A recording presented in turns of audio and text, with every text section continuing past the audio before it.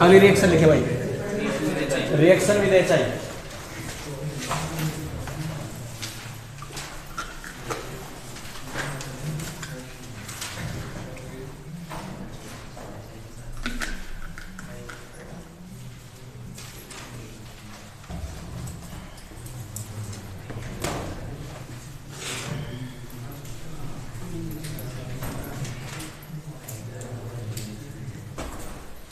देखो भाई,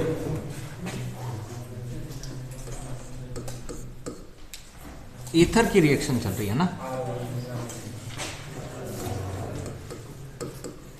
ईथर की रिएक्शन HI के साथ करवाओ।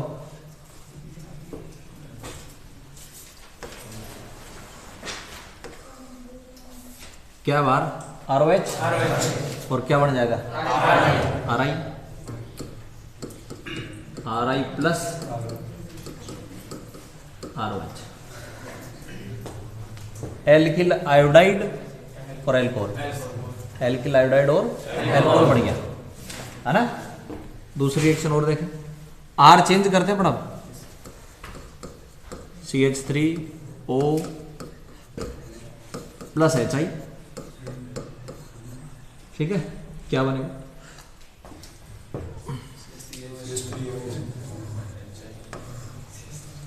है ना। एक तो बड़ा क्या CH3OH और एक CH3 मेथिलायोडाइड है ना भाई, ये बनेगा। और यदि मान लें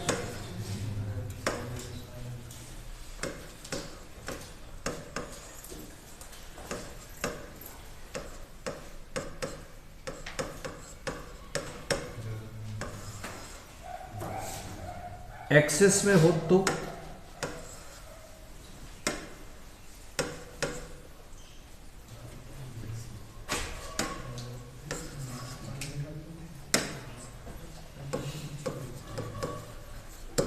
अपन ने मान लो एक्सेस में ले लिया, किसको HI को एक्सेस में ले लें तो क्या होगा देखो,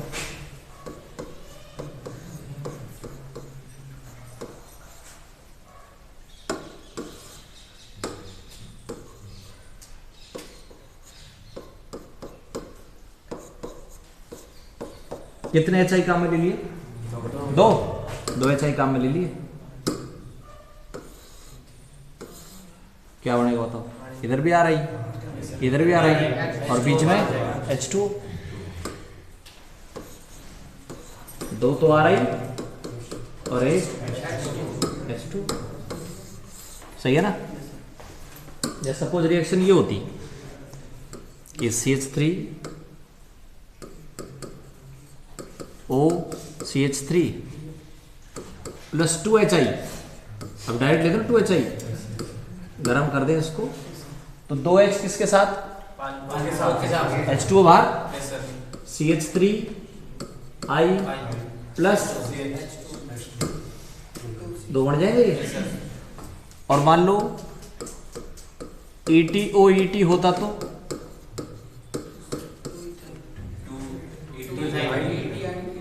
दो बन जाएंगे, क्या ETI का मतलब एथिल आयोडाइड, एथिल आयोडाइड, ठीक है ना भाई। एक तो एथिल आयोडाइड बन गया, ऊपर मेथिल आयोडाइड बन गया, ठीक है। ये रिएक्शन हो गई।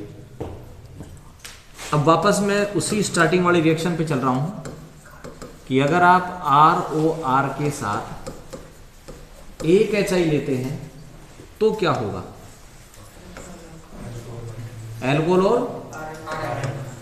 अल्कोहल और RI, सही है।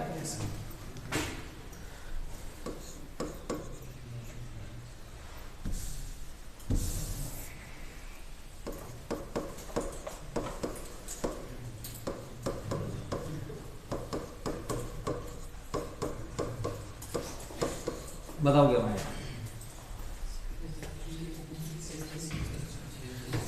नाम बोलो उसका, नाम बोलो, CH3 मत करो, मेथेनॉल, एथिनॉल, मेथिलायोडाइड, एथिलायोडाइड, ऐसे मेथेनॉल और आपने बोला मेथेनॉल, एथेनॉल भी तो बढ़ सकता है, मेथिल आयोडाइड या एथिल आयोडाइड, दोनों बन सकते हैं। बोलो सही कि नहीं भाई। ये जो आई है वो आई मैथिल के साथ भी जुड़ सकती है और एथिल के साथ भी जुड़ सकती है, सही है कि नहीं, दोनों किसी के साथ जुड़। इसी तरह ये जो ओ वो इसके साथ भी रह सकता है, इसके साथ भी रह सकता है, दोनों के साथ भी रह सकता है, ठीक है ना। इसलिए अपन क्या करते हैं, एक रूल बना देते हैं हाँ कि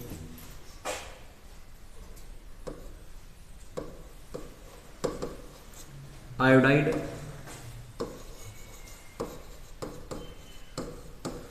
अटैच्ड विद स्मॉल एल्किल,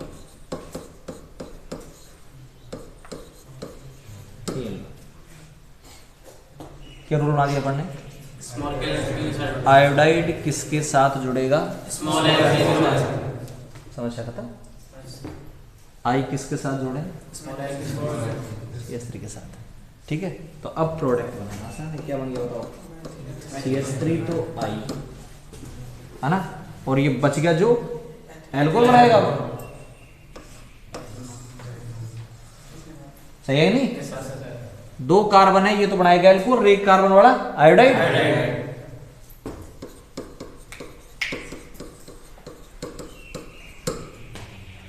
किसके साथ जुड़ेगा, आई छोटे के साथ, आई हमेशा छोटे ग्रुप के साथ रहेगा, क्लियर। दोबारा देखें और एग्जांपल लेता हूं मैं,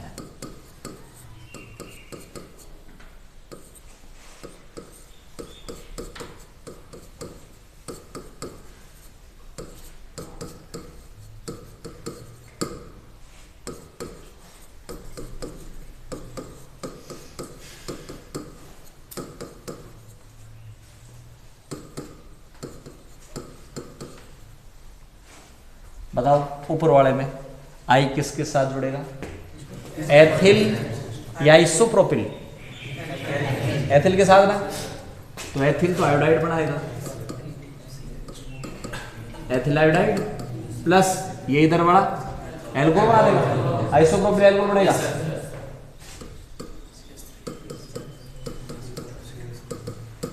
बोलो सही नहीं।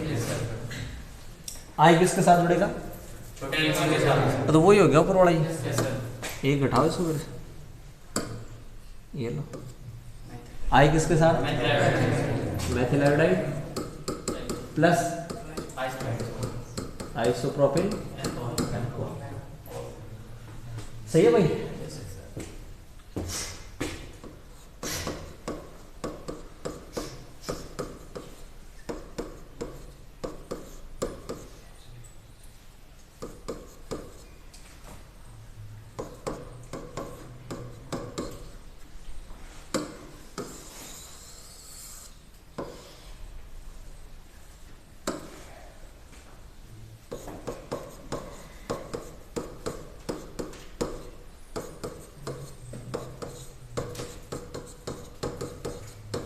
आई हमेशा किसके साथ जुड़ता है भाई,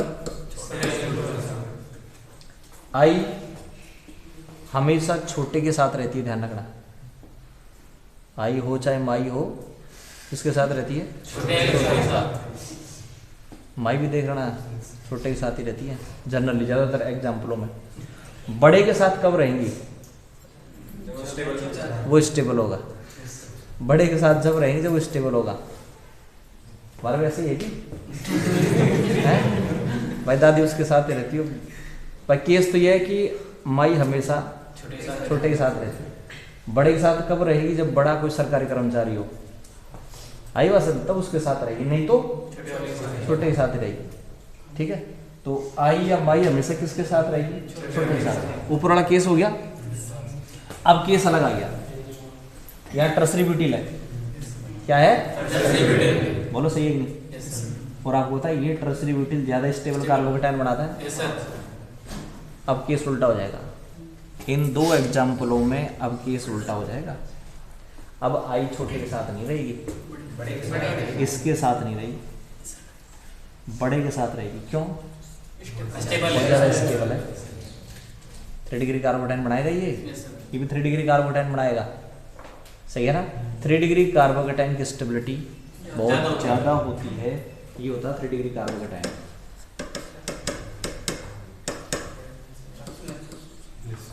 भाई, है ना? तो RX ये जो HI की पूरी रिएक्शन है ना, वो केवल एक ही लाइन है बस, IMI हमेशा छोटे के साथ रहेगी। अब तक की बात खत्म। फिर बड़े के साथ कब रहेगी? जब स्टेबल। तो बताओ यहाँ बड़े के साथ रहेगी, छोटे के साथ? यहाँ बड़े के साथ रहेगी। अब तो यहाँ आपका प्रोडक्ट बनने वाला है ये, सही है? ट्रांसब्यूटिल आयोडाइड, ट्रांसब्यूटिल के साथ क्यों है पता है ना? प्लस कितने कार्बन वाला एल्कोहल? एक कार्बन वाला एल्कोहल CH3OH। नीचे वाले में कितने कार्बन वाला एल्कोहल? दो कार्बन वाला एल्कोहल, एथिल एल्कोहल। सही है? ठीक है ना भाई? तो यहां कंडीशन जोड़ देंगे यहां, ठीक है ना? क्या कंडीशन होगी? यदि एक एल्किल 3 डिग्री हो और एक 1 डिग्री हो तो किसके साथ जुड़ेगी? 3 डिग्री के साथ।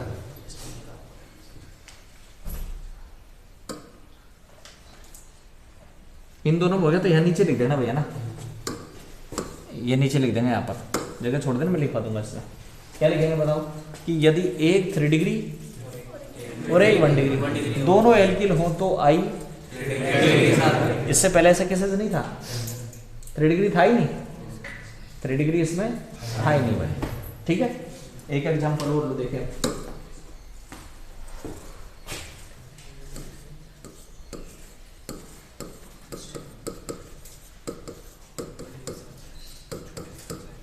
बोलो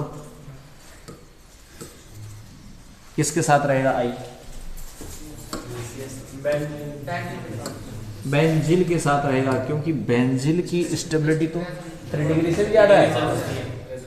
बेंजिलिक जो कार्बोकैटायन होगा उसकी स्टेबिलिटी तो 3 डिग्री से भी ज्यादा होती है, क्योंकि रेजोनेंस शो करता है भाई।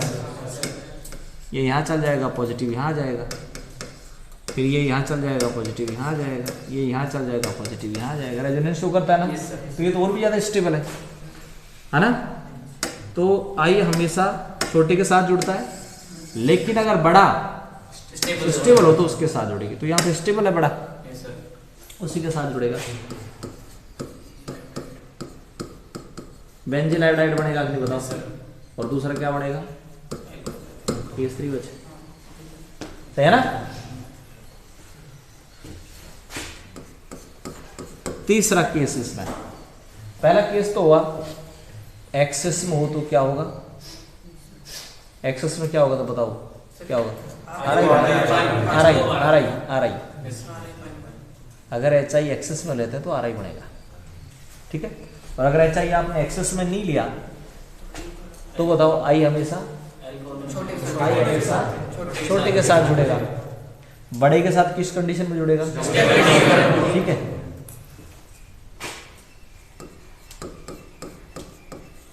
Alkyl aryl ether form phenol. Alkyl aryl ether हमेशा फिनोल ही बनाएंगे, वहां कोई सोचने की जरूरत नहीं।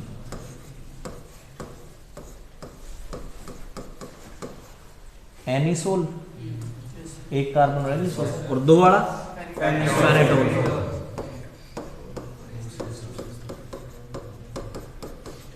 आगे चाहिए और बढ़ा दो, है ना? प्लस किसके साथ रिएक्शन कर रहा है बताओ? HI के साथ,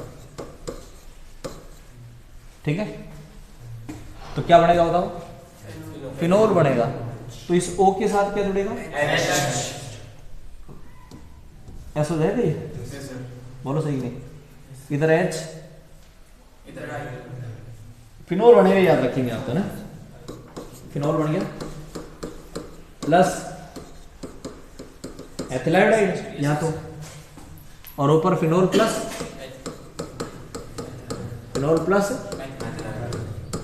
मेथिल आयोडाइड। सही है ना भाई? Methyl iodide. तो बताओ एल्किल एरिल ईथर हो तो फिनोल ही बनाना है भाई। एल्किल एरिल ईथर में फिनोल बनाना है, यानी आपको H को कहां जोड़ना है? बेंजीन ऊपर, बॉन्ड यहाँ से टूटेगा है, इसके साथ तो जुड़ेगा H और इसके साथ जुड़ेगा I, जब भी तो बनेगा क्या, फिनॉल। ठीक है ना भाई, 3-4 कंडीशन लगा दी अपन ने। एक कंडीशन और यहाँ लगती है,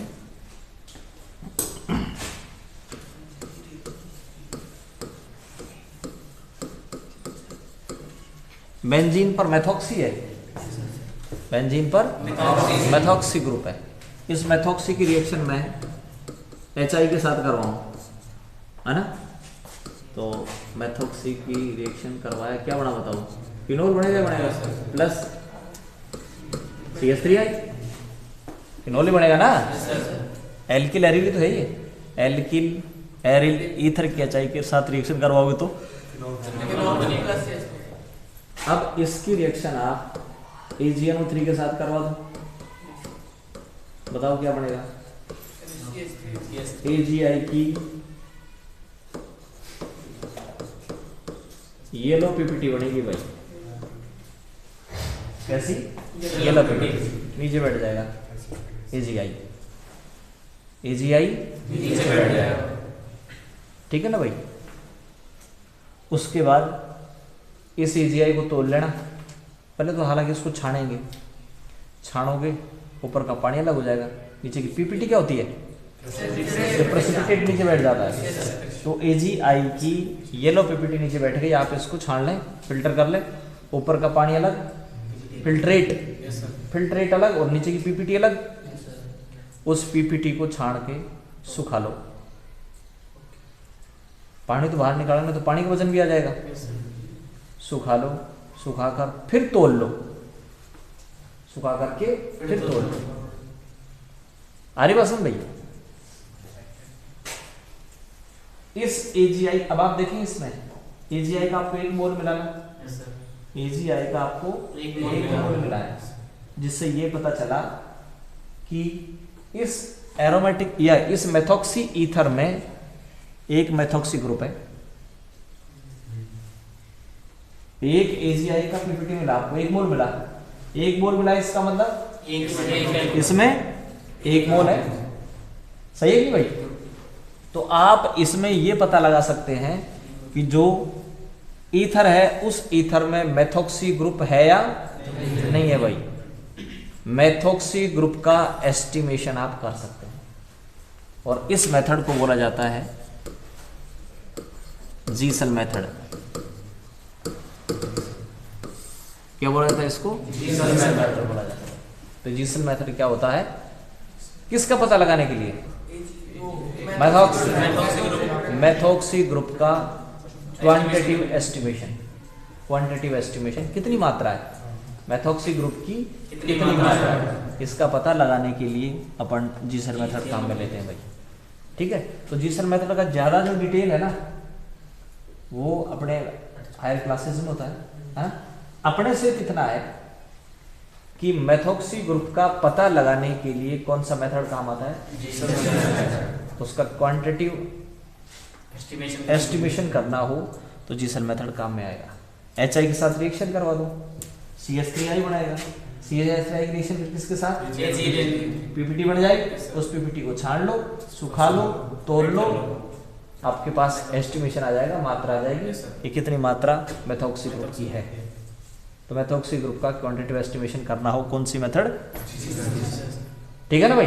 तो इसमें 2 इंपॉर्टेंट मेथड बताए थे ईथर में आपको। एक तो देखो कौन सा, RX की रिएक्शन NaOR के साथ करवाओ, ROR बनेगा, सही है ना विलियमसन। यहां कंडीशन क्या क्या बताई थी, यहां कंडीशन लगती है। पहली कंडीशन RX हमेशा 1 डिग्री होना चाहिए। एरोमेटिक बनाना हो तो सोडियम फिनोक्साइड ही काम में लेना पड़ेगा, सोडियम फिनोक्साइड ही काम में लेना पड़ेगा भाई, ठीक है ना। हो गई कंडीशन इसकी, एक तो ये। दूसरी यहां क्या बन गया, ईथर बन गया, ROR बन गया। फिर इस ROR की रिएक्शन किसके साथ, HI के साथ। ये इंपॉर्टेंट है भाई, यहाँ क्या याद रखेंगे, I हमेशा छोटे के साथ, बड़े के साथ कब जुड़ेगा, ठीक है ना भाई।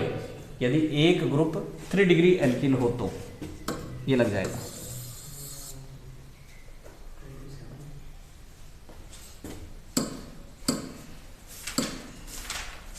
ये रहा है ना। If 1 alkyl group is 3 degree, है ना भाई, तब कंडीशन क्या होगी, ये है।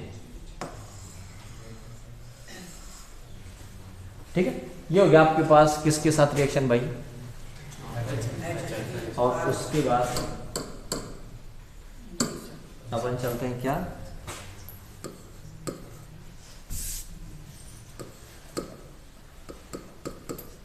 Use of ether. देखो भाई, ईथर की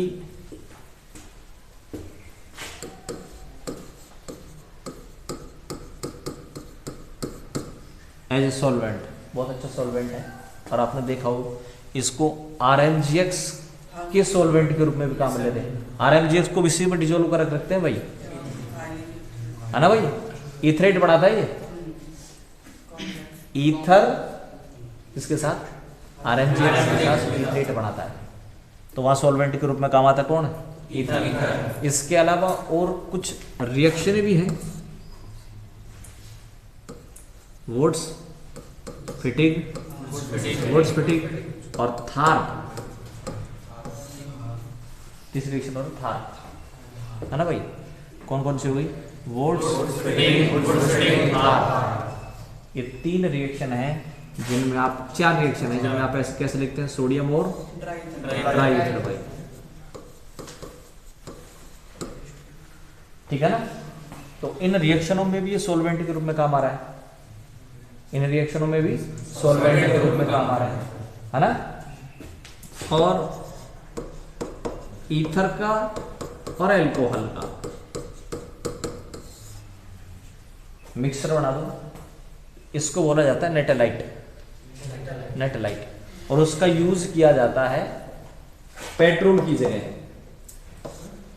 किसकी जगह, पेट्रोल, है ना भाई, पेट्रोल की जगह यूज में लिया जाता है क्या, ईथर प्लस एल्कोहल को भाई। ईथर प्लस एल्कोहल को किसकी जगह काम में ले सकते हैं आप, ठीक है ना। ये इसके यूज हो गए ईथर के।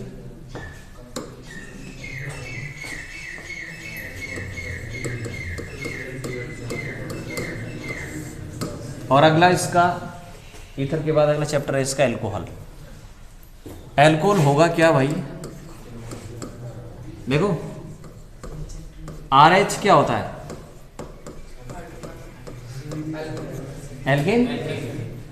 इस एल्केन से H हटा दो और OH जोड़ दो, एल्कोहल बन जाएगा। एल्केन से H हटा दो, OH जोड़ दो, एल्कोहल बन जाएगा।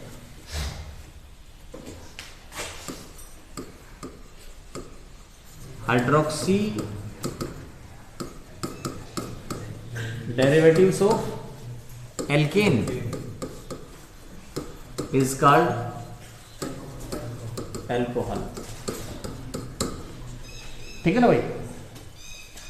फिर उसके बाद क्लासिफिकेशन,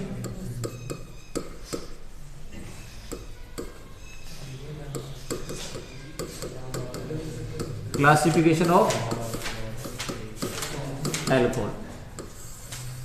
देखो भाई, पहला तो है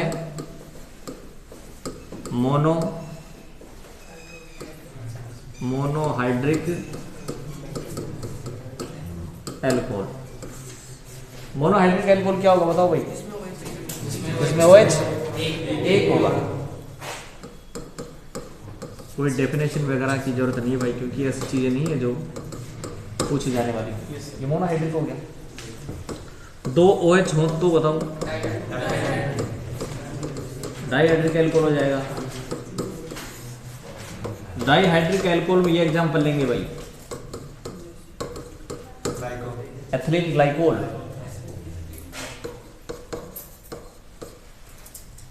एथिलीन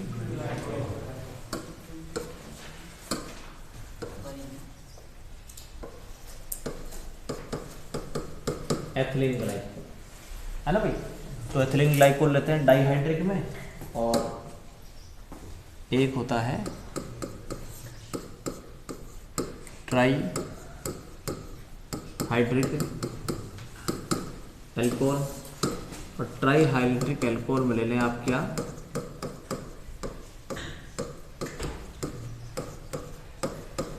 ग्लिसरीन भाई। क्या ले लेंगे? ग्लिसरीन। तो OH की संख्या के आधार पर आपने क्लासिफिकेशन कर दिया पहला, तो मोनोहाइड्रिक, डाइहाइड्रिक और ट्राइहाइड्रिक, मोनोहाइड्रिक, डाइहाइड्रिक और ट्राइहाइड्रिक, ठीक है। एक 1 डिग्री 2 डिग्री 3 डिग्री एल्कोहल और होगा भाई, 1 डिग्री 2 डिग्री और 3 डिग्री एल्कोहल, है ना। तीनों एक साथ लिख देता हूं, देखो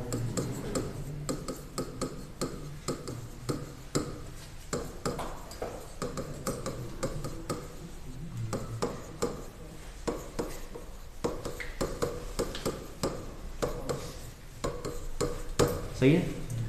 OH जुड़ता है 1 डिग्री कार्बन से, यहाँ OH जुड़ता है 2 डिग्री कार्बन से, और यहाँ OH जुड़ रहा है 3 डिग्री कार्बन से भाई, ठीक है।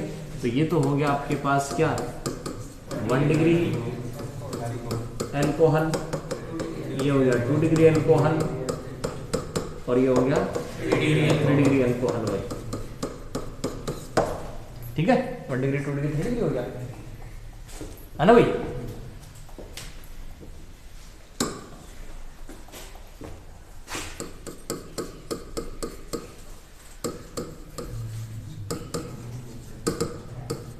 Nomenclature of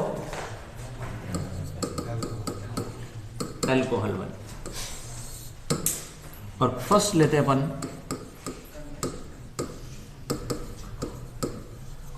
common name. Common name क्या होगा भाई इनका, है एल्किल। एल्किल आप जानते हो सारे methyl, ethyl, propyl, butyl, pentyl, hexyl, heptyl, ठीक है ना भाई। मैं 1 2 लिख दूं, बाकी सारे आप लिख देना, ठीक है। कौन सा बताओ, मेथिल एल्कोहल है। इधर ध्यान दो भाई, इधर ध्यान दे, इधर ध्यान दे रे, ये बोलो। तो ये तो है आपके पास क्या, मेथिल एल्कोहल, ये बोलो